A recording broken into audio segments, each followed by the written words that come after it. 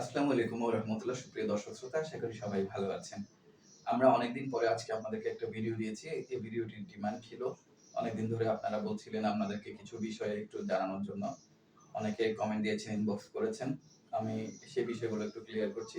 প্রথম বিষয়টি ছিল বর্তমানে মক্কা মদিনায় যারা উমরা ভিসা নিয়ে অবস্থান করছেন তারা 18 তারিখের পর থাকতে পারবেন না। সুতরাং আপনারা 18 তারিখের আগে অবশ্যই দেশে ফেরত আসবেন। দেশে ফেরত আসবেন, অন্যথায় আপনাদের বড় অঙ্কের জরিমানা, এমনকি জেলও হতে পারে।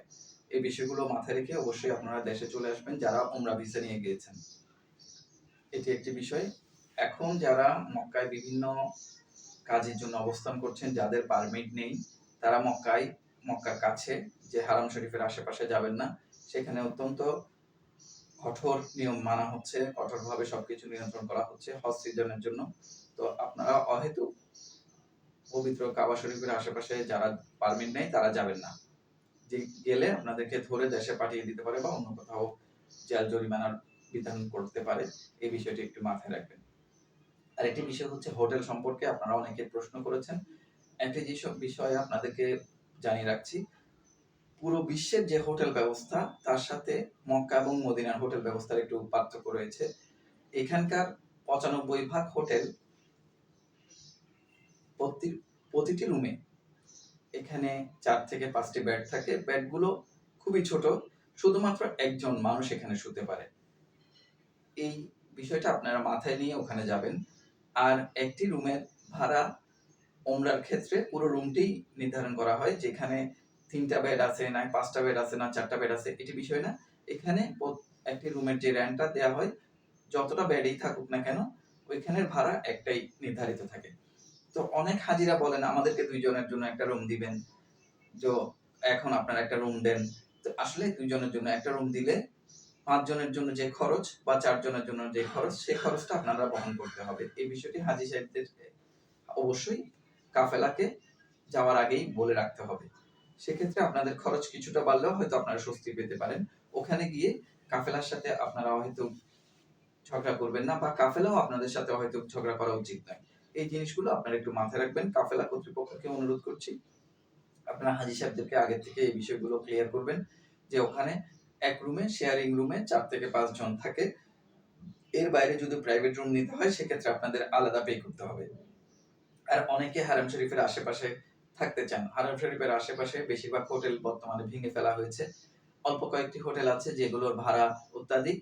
এই বিষয়গুলো আপনারা মাথায় রাখবেন।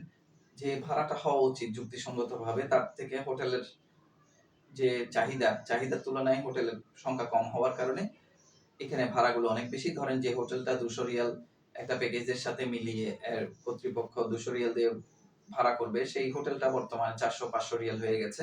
যার কারণে অনেক সমস্যার সম্মুখীন হতে হচ্ছে। আপনারা অনেক কাফেলা বললেও আসলে মাথায় রাখবেন যে মানে কম পয়সা দিয়ে কাছে থাকা খুবই অনেকটা অসম্ভব। সুতরাং আপনারা যাদের খুব কাছে থাকতে হবে সেই বিষয়গুলো আপনারা আগে থেকে কাফেলা কর্তৃপক্ষকে বলবেন এবং আপনাদের টাকার হয়তো কিছুটা খরচ বেড়ে যেতে পারে, সেই বিষয়টি মাথায় রাখবেন। কম পয়সা দিয়ে আসলে কাউকে কাছে রাখা আসলে সম্ভব না। এবং কাফেলাদেরকেও বলছি আপনারা অহেতুক হাজীদেরকে বিভ্রান্ত করবেন না, বলবেন না যে কাছে রাখবেন। যে যতটুকু রাখতে পারবেন সেটা আপনারা জানাবেন। হাজীদের সাথে আপনাদের খোলামেলা আলোচনা করবেন এবং ওইভাবেই আপনারা মূল্যটা নির্ধারণ করবেন। আর যাদের অবশ্যই মাথায় রাখতে হবে কাছে থাকতে হয়, নতুন হোটেলে থাকতে হবে। নতুন হোটেলের প্রাইস তো আকাশ ছোঁয়া। এখানে খুব কম সংখ্যক নতুন হোটেল আছে, বেশিরভাগ হোটেল অনেক পুরনো, সেগুলো রেনোভেশন করে করা হয়। সেগুলো মোটামুটি বর্তমানে প্রাইস বেশি হলেও কিছুটা রাখার মতো আছে, কিন্তু যেগুলো নতুন হোটেল সেগুলো আসলে রাখার মতো না, এগুলো অনেক বেশি প্রাইস। এই জিনিসগুলো মাথায় রাখবেন। আপনারা কাফেলার সাথে কথা বলবেন। যদি যাদের নতুন হোটেল দরকার হবে, তারা মানসম্মত হোটেল দরকার হবে, তারা কাফেলার সাথে আগেই কথা বলে রাখবেন। সেক্ষেত্রে কাফেলা আপনাদের থেকে কিছুটা চার্জ বেশি করবে হয়তো, আপনারা থাকতে পারবেন। বেশিরভাগ হোটেল যেগুলো পুরনো সেগুলোর বিভিন্ন রকম সমস্যার সম্মুখীন হতে হয়। ওয়াশরুমে ওয়াশরুমের বিভিন্ন কল নষ্ট থাকে, এই থাকে সেই থাকে বিভিন্ন কিছু, এবং রুমেরও অনেক সময় অনেক কিছু টুকটাক সমস্যা থাকে। এগুলো মাথায় নিয়ে আপনারা থাকতে হবে যদি আপনারা মক্কার মিসফালা এলাকায় থাকতে চান। মিসফালা এলাকার বেশিরভাগ হোটেলই পুরনো, আর যেগুলো নতুন নতুন হোটেল আছে সেগুলো অনেকটা আকাশ ছোঁয়া দাম। এই বিষয়গুলো কাফেলা কর্তৃপক্ষ এবং যে আমাদের হাজিরা আছেন উমরা যারা যান তাদেরকে দৃষ্টি আকর্ষণ করছি। আরেকটা বিষয় হচ্ছে খাবারের বিষয়। ওখানে খাবারে তেল সবসময় বেশি থাকে। এই জিনিসটা একটু মাথায় রাখবেন।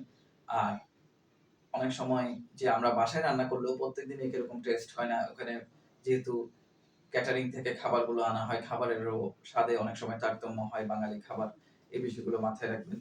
আর মানসম্মত খাবারের জন্য অবশ্যই একটু ব্যয় বেশি করতে হয়। এই জিনিসগুলো হাজী সাহেবরা মনে রাখবেন এবং কাফেলা কর্তৃপক্ষকেও বলব আপনারা কম টাকা নিয়ে নিম্নমানের খাবার হাজীদেরকে সরবরাহ করবেন না। আপনারা হাজীদেরকে বলবেন যে এই প্যাকেজে গেলে এত টাকা আপনাকে বেশি দিতে হবে খাওয়ার এরকম ভালো স্বাস্থ্যসম্মত হবে। স্বাদ তো বিভিন্ন সময় বিভিন্ন রকম হতে পারে। স্বাস্থ্যসম্মত খাবার দিলে আপনাদেরকে এই পরিমাণ পে করতে হবে। এই বিষয়গুলো আপনারা হাজী সাহেবদের সাথে শেয়ার করবেন এবং হাজী সাহেবদেরকেও অনুরোধ করব আপনারা যারা ইকোনমি প্যাকেজে যান বা মোটামুটি কম পয়সা দিয়ে যেতে চান তারা অবশ্যই বিষয়গুলো আগে ভাগে জেনে যাবেন। কাফেলার সাথে কথা বলে যাবেন। আর যদি আপনাদের কোনো সমস্যা থাকে সেই বিষয়গুলো কাফেলাকে জানাবেন। হয়তো টাকা কিছুটা বাড়তে পারে বা কিছুটা কমতে পারে কিন্তু এগুলো এখান থেকেই ঠিক করে যাবেন এবং কাফেলাদেরকেও বলবো আপনারা কিছু টাকা বা বেশি নিয়ে হলো হাজীদের সার্ভিসটা যথাযথ দেওয়ার চেষ্টা করবেন যাতে কোনো প্রকার বদনাম না হয়। সবাই ভালো থাকবেন, সুস্থ থাকবেন, সুন্দর থাকবেন। সবার জন্য শুভকামনা। আসসালামু আলাইকুম।